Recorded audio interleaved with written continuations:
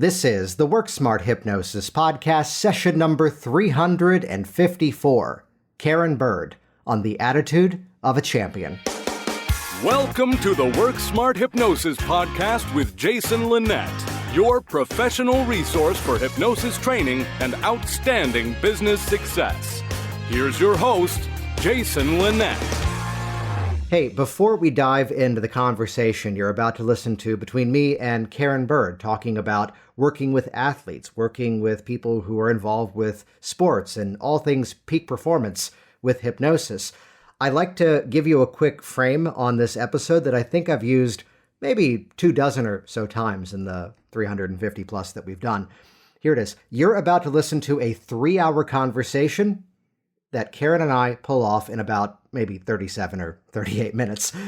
Basically, there's a lot of stuff inside of this conversation where Caryn shares her story of a bit of a chance encounter, as many of us had, with hypnosis. And then from there, getting the opportunity to then begin to teach and share with others inside of the hypnobirthing world. And there's a lot of insights that she shares around that, plus some incredible correlations that, hey, if we can do that with hypnosis, think about what else we can help people to accomplish. But then from there, from the opportunity of being the stay-at-home mom for several years and supporting her children as athletes, discovering a world that was just hungry for the services that we provide, and now really building the career that she's clearly deep inside of and serving a lot of people. The interesting thing, a highlight inside of this conversation, and she even calls me out for knowing the answer as I ask it, but I think it's one that a lot of you need to hear. You don't necessarily have to be the expert on what your client is doing in order to help them. And a playful phrase of my own that I'd share here, which is that there only needs to be one expert in the room. And the benefit of this phrase is it's actually mutually beneficial. Your client is the expert on the situation that they wish to change. And you're the expert in terms of specific hypnotic techniques to help them to resolve that issue. So here's my old story from years ago of the person calling me up for golf and asking me how often do I play. And I'm now revealing that when we play putt-putt with the family, I'm the one insisting we not keep score because at the time my 4-year-old and my 6-year-old were winning and had a better score than I did. And now that they're 8 and 10, they are definitely pummeling me because sports games are not necessarily my thing. That being said, we don't have to be the expert. How do you feel now? How would you rather feel? As Caryn expertly says in this conversation, it comes around to the confidence and it comes around to the mental toughness that they're bringing to their game. And that really becomes a big difference between the amateur and the professional. This is my favorite kind of episode here because I asked for examples and she gives them. I ask, what's that technique? And she teaches it. So this might be one you listen to a couple of times and take some notes on. And be sure to check out the show notes over at worksmarthypnosis.com. This is episode number 354. So worksmarthypnosis.com/354. We finally started doing that. That makes it so much easier, doesn't it? And that's where you can find how to get in contact with Caryn, how to connect with her on the various social media channels, and find out more about the work that she's doing. And while you're there too, check out hypnoticbusinesssystems.com. This is the all-access pass to my hypnosis business training library. There's no need to have to reinvent the wheel. Instead, model what works. And as a side note, this program used to be tell you what to do. Then it became show you how to do it, as this is often a field that's not as technically savvy as would be beneficial in the running of an online business. And in recent years, it actually kind of graduated to a give you the assets to get up and running even faster. So there's some done-for-you marketing campaigns that you're free to use exactly as is, put your own name on it though, or model it and turn it into something else. One of my favorite moments was when someone took my Stop Smoking email campaign and turned it into a dream exploration workshop series of emails. I don't think I'm clever enough to pull that off, and he pulled that off expertly, and it was really, really cool. Now, I'll give you a side note here. While you're on that hypnoticbusinesssystems.com page, look at the very bottom. There, at least in terms of now, is a little bit of a floating bar. And if you click that, that's going to give you access to an on-demand presentation that's going to teach you specific methods you can plug into use right away to help you to attract your ideal clients and grow your own business. Check that out at hypnoticbusinesssystems.com. And here we go. It's about time. I've known Caryn for years and finally worked out the time to get her on the program. Here it is, episode number 354, Caryn Bird on the attitude of a champion. The first introduction into hypnosis was when I was back in college, going through my psychology major. Yet I recall it being about a half a page. Yeah. And I remember learning about it, yet it was not really taught. It didn't seem important. There was many other different modalities to use. And then when I was about to have our third child, I was going to have a C-section, and I had heard about hypnobirthing on the radio and learned that it was something that we used by ourselves. And I thought to myself, I'm just going to try it. I have a psychology degree. I remember hearing about hypnosis. I'd rather use hypnobirthing and try it than have a C-section. And surprisingly, at the time, I didn't believe it, but it worked so well that my OB, I was the talk of the hospital. Nice. And then the OB said to me, if you ever want to teach it, I will endorse you in my practice, which is all I needed to hear. So I started out teaching hypnobirthing and becoming a Marie Mongan hypnobirthing practitioner for about a year. Oh, that's so cool. Nice. Mm-hmm. My son Max was a hypnobirthing baby, and the classic story is after the first one, leaving and going, it's going to be different next time. And the quick anecdote around that was, the doctor coming into the consult going, I don't know how to assist you with natural delivery. Let me get you someone else. Exactly. Followed by the next doctor, it was a large practice, going, oh, these are easy. You just text me when it's time. Yes. And that's what the nurses said is we love hypnobirthing patients because we don't have to do anything for them. Although, to rewind back, you mentioned getting a psychology degree. What was kind of the track you were on up until then? Well, I had gotten my undergrad in psychology. I went to UW-Milwaukee for my MSW. And I was working and going to school. And then I got pregnant and I got married and then pregnant. And then I decided that I wanted to be an at-home mom. So I was an at-home mom for, 12 years. And then we had foster girls for a couple of years. And at the time I was starting to develop then my practice as a part-time practice and work mainly with athletes because that was the arena I was in with my husband, who was a collegiate wrestler. And then we had our boys who were then wrestlers and lived, ate, and breathed wrestling. Yeah. So, so that's how I started my practice. I did it part-time for quite a few years as I was still the at-home mom. So I would work weekends and evenings and then it just developed from there. So then along that journey, it started with the hypnobirthing. At what point did you start to branch out and look into other services? About a year after I was teaching hypnobirthing classes, and I really enjoyed it, I realized how with anyone that learned how to relax their body and their mind with self-hypnosis, that they could do anything. If you can have, what I decided and learned is, if you can have a baby under hypnosis, hypnosis can help you with anything in life. And I still contend that. I have to ask now, are there situations where you've had to state that, where maybe here was a client who was kind of cautious or on the fence, or the classic pattern of, I don't know, is this going to work for me? Absolutely. And, here's the thing is, with hypnobirthing, we are taught self-hypnosis, the zones, the 5, 4, 3, 2, 1. And what I learned and what I teach my athletes especially is that was so easy to do when you mastered it. Mm-hmm. And between contractions, which we call surges, right? I would just do that 5, 4, 3, 2, 1. And I could go from the waking talking state to an automatic deep state of hypnosis and work through any surge without moving my body or changing my heart rate or breathing differently. And I do use that with clients because I teach them that 5, 4, 3, 2, 1 zones. And I say, if I can do it and have a contraction, which is supposed to be the worst pain in the world, you can do it in my office. For those that might not be familiar with the technique, can you just like walk us through the basics of that? Sure. It's literally a quick and easy way to get yourself into self-hypnosis.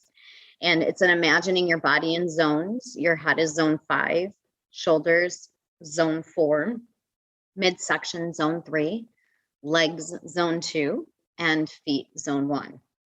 And it's simply taking a deep breath in, saying to yourself, I'm calm, I'm relaxed, exhaling, let yourself sink into your body, and then relax that set of muscles in those zones. 5, 4, 3, 2, 1. Your head starts to fall, checking in with your shoulders and your jaws. And by the time you get down to the tips of your toes, you can get into a self-hypnotic state, which is actually a deep trance state if you practice it. Yeah. And what's great about that is exactly what you said about how the sort of dirty dancing catchphrase of mine, no one puts hypnotic techniques in the corner. The fact that this could now be applied to so many different other situations. We'll come around to, I'm sure, working with athletes and what are some of the mindsets behind that. But like, what are the situations where perhaps you're informing the athlete, this is a time that you can put this into use? Typically, when I work with athletes, I see them for 4 sessions. And by the 4th, and it's a program, a full mental training program. And by the 4th session, I teach them self-hypnosis. And the reason that I started doing that is I learned that many athletes that come into your office, it's not because they care about hypnosis, nor they've heard anything about it, nor they're more on the natural side. They just want to be better at their sport. They just want to reach their peak performance and be more confident. So what I found is that by the 4th session, they now believe in hypnosis. They've felt hypnosis. They have seen the results that we have worked through. And now they're ready to practice self-hypnosis. And with most athletes, as you and I know, is there's only so much time in the day and they're busy. And to me, it's very important that they practice self-hypnosis and visualization. Because as we know, that's the blueprint as they step on the mat or get into the game. So it's a quick way that I can teach my athletes. And most of them, when I ask them which technique, I'll teach them a few self-hypnosis techniques, which techniques they used or they use. 9 times out of 10, they'll say the zones. Yeah. Well, the beauty of that is it's something they can do in the moment. It's something that they can do without having to escape. It's not necessarily I need a dark room and a CD player kind of experience. Exactly. Yes. And I tell them, do it in your study hall. Like literally just take a few moments and do it and do your visualization and create that blueprint of what does your perfect game look like. So it's definitely the technique that I find most of them prefer. Even though I teach them the stairs and a few other ones, this is the one that they tend to rely on. Now, in terms of like a structural approach, you mentioned something here that we kind of hear a balance of both sides of this. Some would begin by teaching self-hypnosis strategies to the client. I'm kind of in a similar vein that I'm doing more teaching toward the end of the process. What's your thought process behind that? Well, between every session, I have tasks. Yes. And I start the first session by formulating their training program. And that is creating affirmations with them. What is it? What are your goals? What could you do if you did this? You would definitely win or be a better player. So we set the goals and affirmations in the first session. I learned that, first of all, by having tasks in between sessions, that they are starting to learn how to comply and trust you. And I know for myself, I don't know about you, Jason, but I learned for myself, I knew about self-hypnosis for so many years before I even started to do it myself. I would teach it, but I didn't do it. I don't know about you. Did you do it right away when you learned it and realize the value of it? There was this sort of bell curve. as to, okay, I'm helping all these people, but there's that one thing in my life, and then kind of going, oh yeah, I know something for that. And then starting to plug it in. And I'd say there's still hypnotic tendencies to a lot of what I do. And it kind of reached this place of, being able to make changes more quickly because it kind of trained the mind. I live by the metaphor that everything's a muscle and it can grow stronger if you use it right. But yeah, there absolutely was that moment of, oh yeah, I should practice what I preach. That's probably what we need here. Exactly. And I learned from that is I knew about self-hypnosis, yet I didn't use it myself. And with the athletes, they are so busy and they only have so much time until they realize the value of visualization, mental training, and they've been through a process with you. Their chances of doing the self-hypnosis are much greater if I teach it at the end. That's kind of where I align with that, which is that, catchphrase of mine is that all hypnosis becomes self-hypnosis eventually. As a bit of an update towards the all hypnosis is self-hypnosis, because now that the change is in motion, now that they know what they ought to be expecting, I think it's easier at that point to teach them something, let's say, more formal. Yes, there's that part of it. And then, so many people, anyone, a lot of our clients, including athletes, I think they overthink hypnosis sometimes. And once they've experienced it from you from a few times, they now trust that self-hypnosis is a very simple process of just relaxing that conscious mind. Whereas if you try to teach it in the beginning, there's so much chatter going on, they don't tend to feel like it's important or they're not sure how to use it. Does that make sense? No, that does. That, let's put that even into the, sports or athleticism metaphor, that once they know what they ought to be doing, it's easier to give adjustments. I'm going back to a personal example of learning how to deadlift from a trainer one time who's barking commands at me, don't round your back, don't round your back. And I didn't know what I was supposed to be doing instead. And I didn't know what rounding my back meant. But to then have the form, then here's where the instruction and here's how I could track improvement on my own after the fact. Mm-hmm. Yeah. Yeah. Curious to ask you and your take on this. Does the practitioner need to know all the details of the sport in order to help the athlete? Great question. And you know the answer to that. Absolutely not. And we're leading like crazy here appropriately. Yeah. And here's my take on it. And this is what I tell others in our profession is I'm a mindset coach. I help you manage your mind. You know your sport. You know the ins and outs of your sport. You know what that looks like. Yet I don't have to know anything about your sport. And I'll admit when I have let's say I have a lacrosse player come in and I don't know the sport that well, or I had a guy that was went to the Olympics for bags. You know that bago game? No, I don't. Now I have to Google this. Okay, so it's the wooden board that has holes in it, and you throw the bean bags into the holes. Isn't that also called cornhole? Yes, okay. It is. Yes, it is. So I had a gentleman come in to me for that because he wanted to be better and reach his peak performance and more confident. And I don't play that game. I don't even know the rules of it. I didn't know it was an Olympic sport. It is. Can you believe that? I know. So I just Google it, affirmations for cornhole players. Yes. It gives me a little bit of their languaging. So I can kind of sound like I know what I'm talking about. Yet when I ask them for what is a visualization of their perfect game, I can get all the languaging I need right there. And it's all the same techniques, the mental training, the working with the subconscious, creating visualizations. So no, you do not need to know anything. You don't have to have been an athlete nor know anything about a sport. Though I know from the direct connection you've had around wrestling, has that been one of the more prominent ones, or is that the one that kind of got the foot in the door and started this for you? Great question.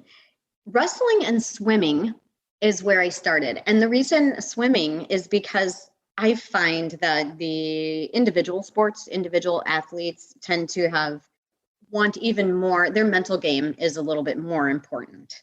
And so with swimmers, I had a friend and her daughters were elite athletes. And I did a few sessions with them way back in the beginning. And they told their coaches and they told their teammates. And so it was swimming and wrestling in the beginning. And wrestling also, because I offered some free sessions until I got confident and knew what I was doing. And the results were amazing. So I started with those two. And now it's branched out to any sport you could imagine, because these athletes are, they'll tell everybody about it. That's definitely been the experience. That insight you just dropped there about wrestling and swimming, that in the most cases it's the solo aspect. I'm thinking of even the baseball players that I've seen over the years. It's the pitcher, it's the moment at bat. Mm-hmm. Have you run into the situation where it is something of a team aspect? Oh, absolutely. I see football players and basketball players, and because they still feel responsible. And, the bottom line is, I would say 99% of them come to us or me for confidence. They know they have the ability, yet they have that self-doubt, and that affects their performance. And again, I do see athletes for performance anxiety and mental blocks, a gymnast that can't perform a backflip anymore, cheerleaders, injuries. But I would say the majority of them are confidence. And we all know that confidence changes the way we do anything in life, even if it's a team sport. Yeah, that's something I was going to ask you about too, that oftentimes there is that catalyst. And what you said there was right on, that these are people that clearly already know they have the capability. And it's either a matter of the confidence or, like you mentioned, for the gymnast, something happened.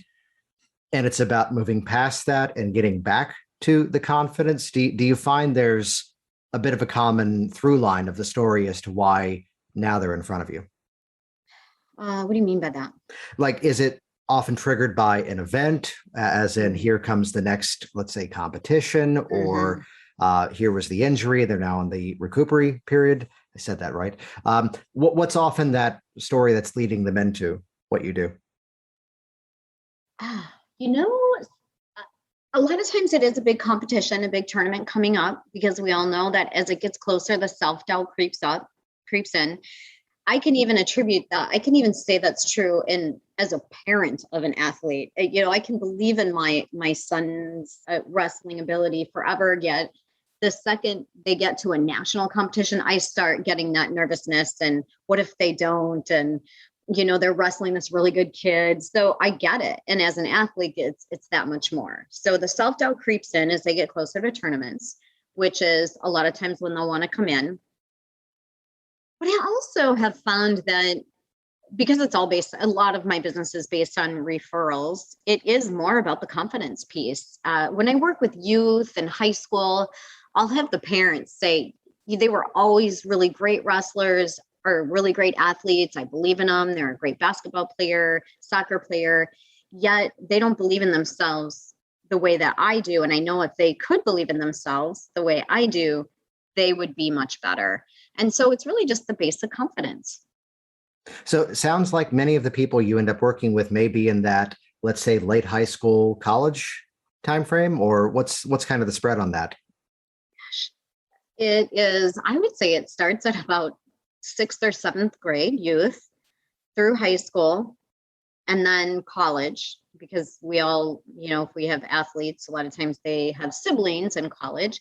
And then I do see Olympic trial athletes because they, they move on. So because I've been seeing them for so many years, they'll just continue to come to me season after season.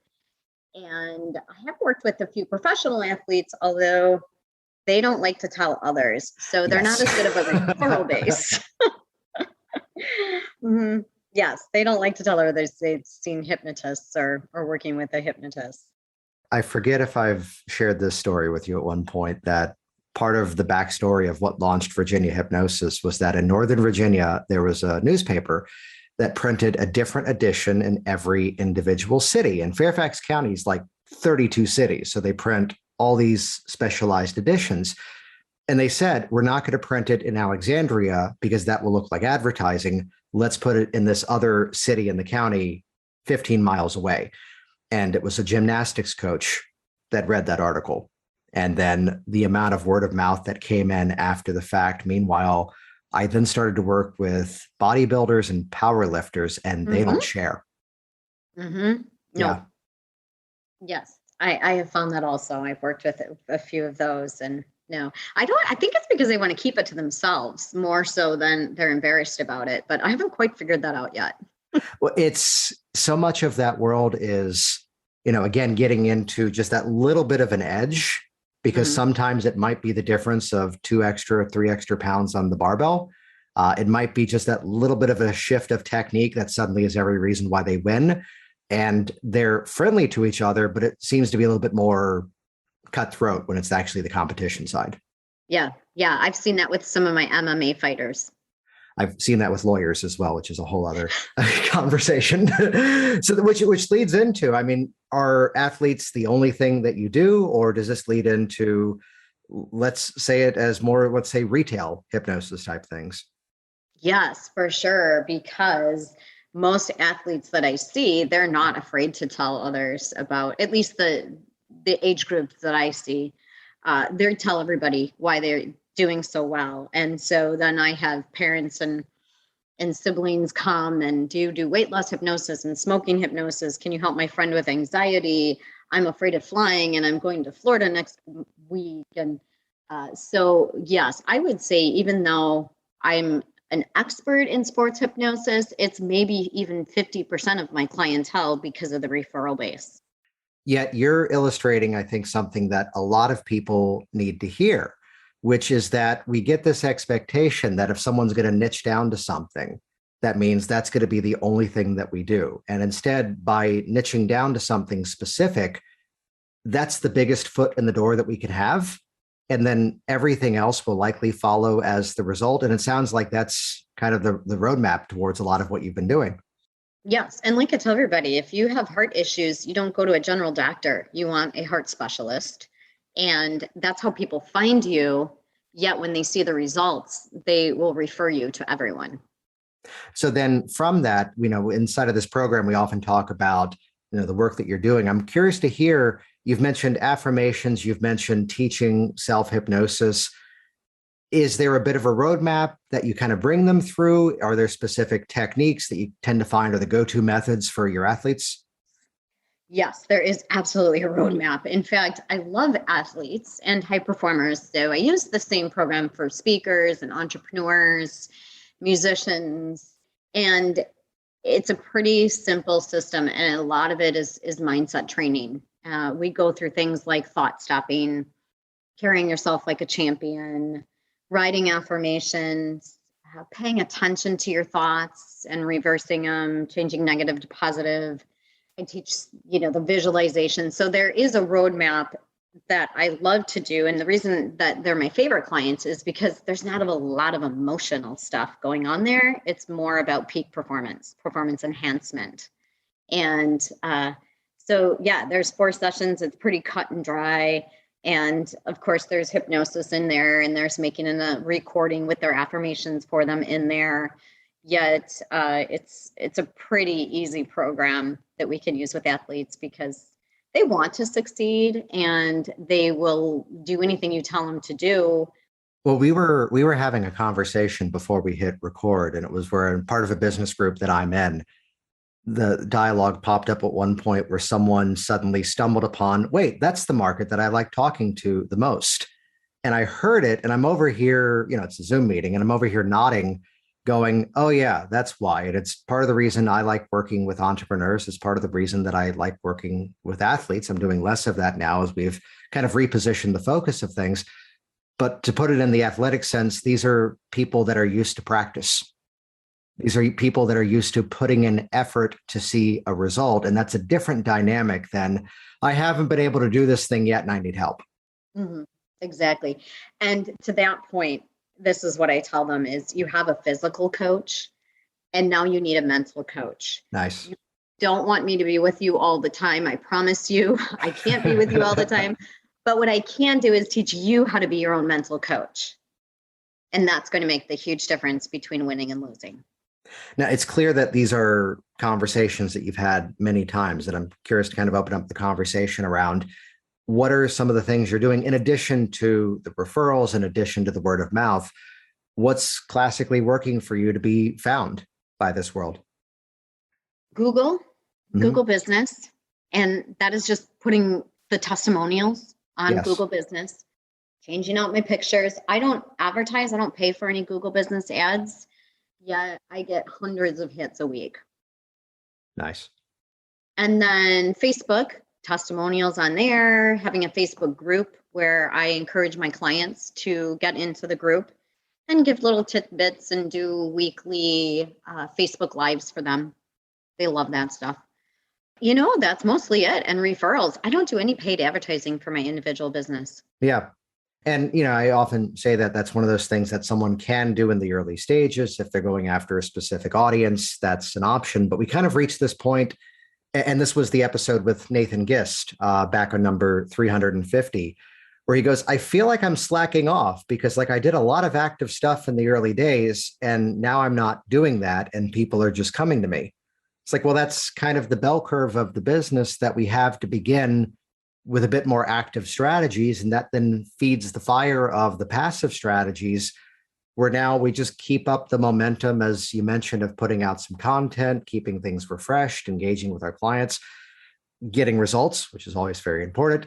And then that's where it kind of now begins to run itself, right? Right, exactly. And, being involved also in the community. And I do have a lot of clients that come from all over Wisconsin and all over Illinois. So they do drive. And if they don't want to drive for 6 hours, I will do Zoom sessions with them. But I also believe that being engaged in the community is helpful to just they remember you, right? You're out there, you tell them what you do, you tell them you're a mindset expert with athletes, and they want to know more. And that surprisingly, that's a theme that I can think has only maybe popped up like 4 or 5 times. And we're now up to 354 episodes here, which would be that become a part of the local community. And, it's not always of the transactional nature of, hi, here's who I am, and this is what I sell. So when you say being a part of the community, what does that entail for you? Chamber of Commerce, Yeah. Go to a few ribbon cuttings, Mm-hmm. Go to the yearly Chamber of Commerce meeting. What else? Being out in the community. I always, if anyone ever asks me to speak, which it happens often, I will always be there to speak, whether it's a wellness program they're doing or something else. Rotary meetings, Optimist meetings, Kiwanis meetings. There's always those opportunities. They love to have speakers like us that are interesting. Being out there mostly in the community, I go to high school sometimes and we'll speak to the freshman class about stress release and just get out there and serve. And that's how people find you. Yeah. And that example of the high school, are you going there? I have to ask, are you calling it hypnosis? You kind of alluded that it's No. about stress release. Yeah. Good question. No, I don't. I just go and I teach them how to release stress. So I will teach same techniques. I will teach them the 5, 4, 3, 2, 1 self-hypnosis, yet I won't call it that. So it's, touch your finger to your thumb, take a deep breath, allow yourself to relax, and teach them stress management techniques mostly. But they also get a business card from me. So they know what we do, yet we don't teach it in the schools. I always love the pattern of, I'm not here to do hypnosis. Now close your eyes. And well, it's that, again, you're illustrating the fact that we ought to be out there providing value, giving people an experience, and then in a very non-salesy way, inviting them to take the next step, but also making it pretty clear, here's how to get in contact with you.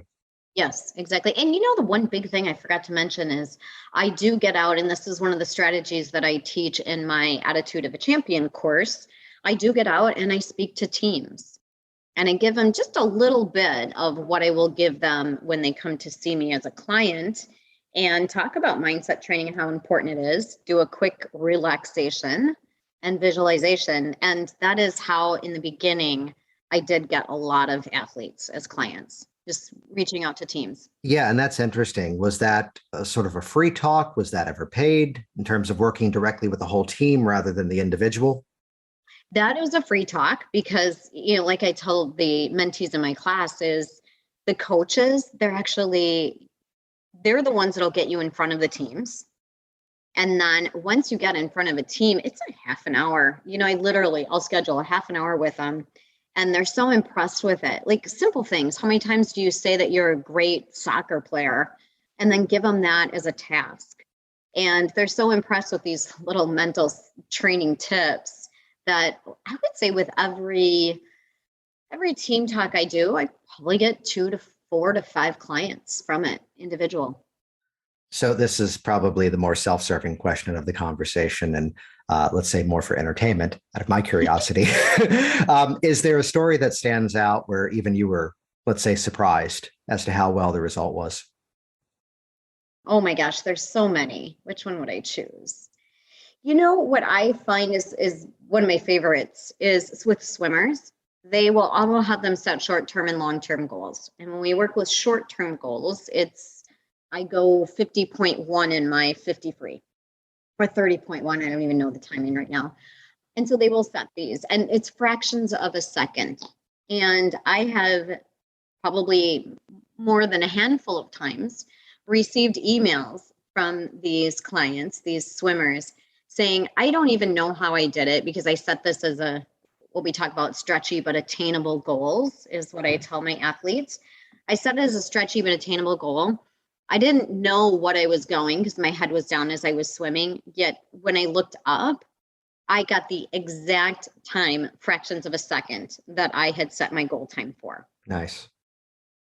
I love those. I love those stories because I tell them, I don't know the mechanics exactly of how your mind works. I just know it's magic enough. That's exactly what happens in your life. That's a great way of phrasing that. You're illustrating something here that I think is also a dialogue that many in this profession could benefit from. And we'll talk about, your program here in a bit, but just share behind the scenes, what was that sort of thought process to take, here's something that you discovered there was a need for, and you started to serve it, and you started to, for lack of a better term, begin to really figure it out.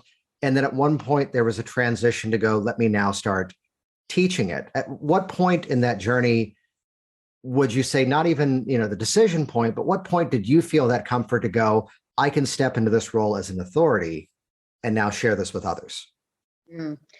Well, I was teaching at the Heartland Hypnosis Conference maybe 6-7 years ago. And I was teaching on working with athletes. And I remember Helen Midas said to me, and we know life is about planting seeds. Helen Midas said to me, you work with athletes all the time. You know exactly what you're doing. You have a proven process. Why are you not teaching others how to do this? That's all I needed to hear. And interestingly enough, I started to write then the manual that I now teach my courses from, the Attitude of a Champion manual. And shortly after, I think that took me, longer than I had expected, maybe 6 months to a year.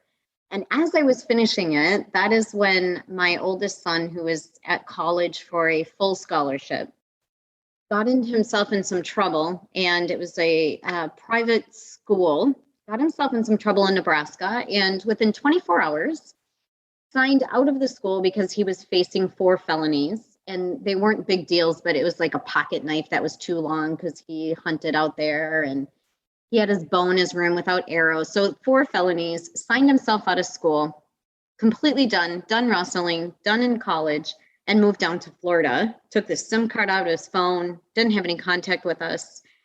And that was when I decided, okay, I now have this. I learned so much from him. He was Olympic, the top 3 on the Olympic list. He was an amazing wrestler, national champion, world went around the world to wrestle. And I thought, okay, I know all the tools and techniques. I've learned it. I've seen mental toughness. The things that he did were almost superhuman, is what I thought. And I thought, okay, now I have this manual and I get to do something with it. I get to teach others how to work with athletes, because not only have I worked with athletes, the ins and outs, but I raised a champion athlete.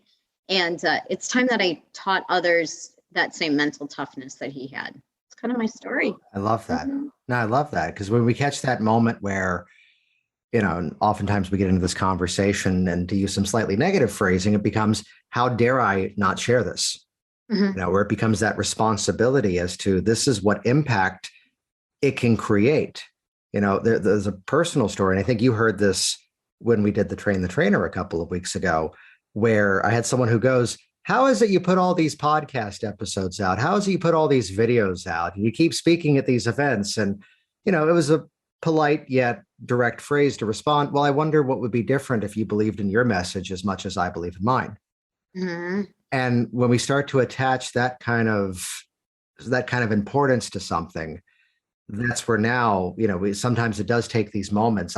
My angel moment may have been a moment with Kelly T. Woods, and I don't think she knows this, where she goes, here's what you do. Here's what's interesting about it. And I went, yes, that is what I do. And we have these moments where, to be acknowledged, to have that opportunity to then share it. I'm curious to ask you, is there a through line that you found to be different, let's say, between, because we'll occasionally see, let's say, the amateur athlete that wants to get better, and then the world-class athlete who just needs that little bit more of that peak performance, more of that edge. If you had to be pressed to have the answer as to what the difference is between that amateur versus the pro, what would be your take on that? Mental toughness. And I know that's a broad term, but mental toughness is resilience, shifting out of bad performances, like true mental toughness. And this is an example, as way I can think of, is I would say to my son when he was a senior in high school and had won 2 state titles, and like I said, he was a 5-time national champ by then. I would say, what is it that you do that when you walk on the mat, everybody knows you are going to win? There is no doubt that you are going to win that match. And, for him, it was mental toughness. It didn't matter what his situation was. He would shift into an apex when he walked on the mat. And he like he said, he would be superhuman. And that to me is that mental toughness where all distractions disappear and you believe in yourself so much that there's no doubt you're going to win. That is awesome. That is awesome. I want to thank you so much for coming on and really just, peeling back the curtain and sharing so much of this. Where can people find out more? How can they learn more about what you do? I would say the easiest website to go to is Caryn Bird, which is my name, CarynBird.com.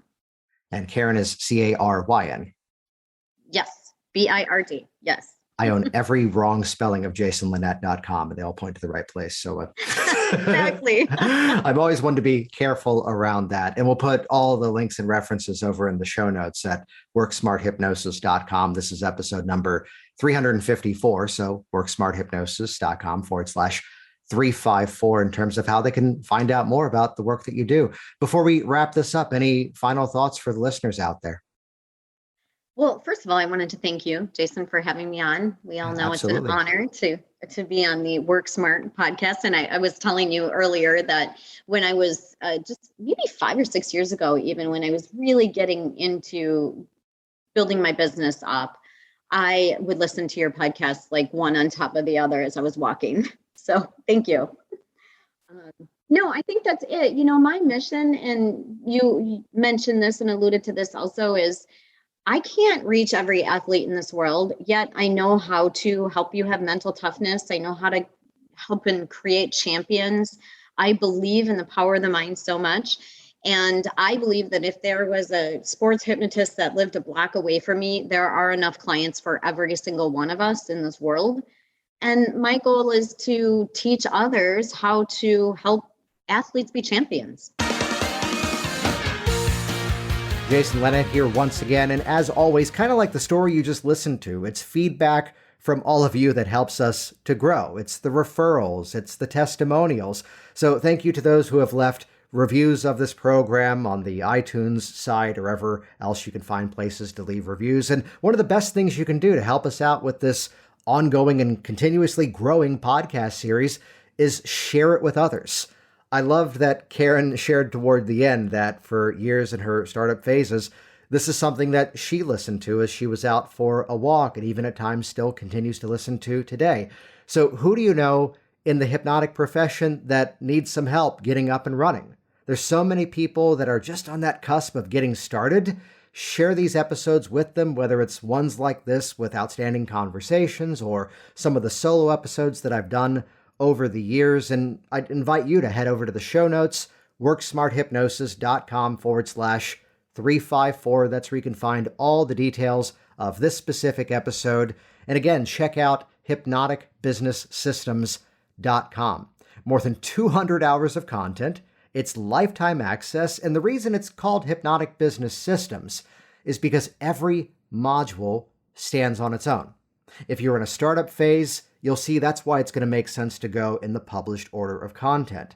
But then again, you might be in that spot where it's time to now scale up your efforts and see a greater impact for the work that you're putting in. And yes, of course, see greater value coming back.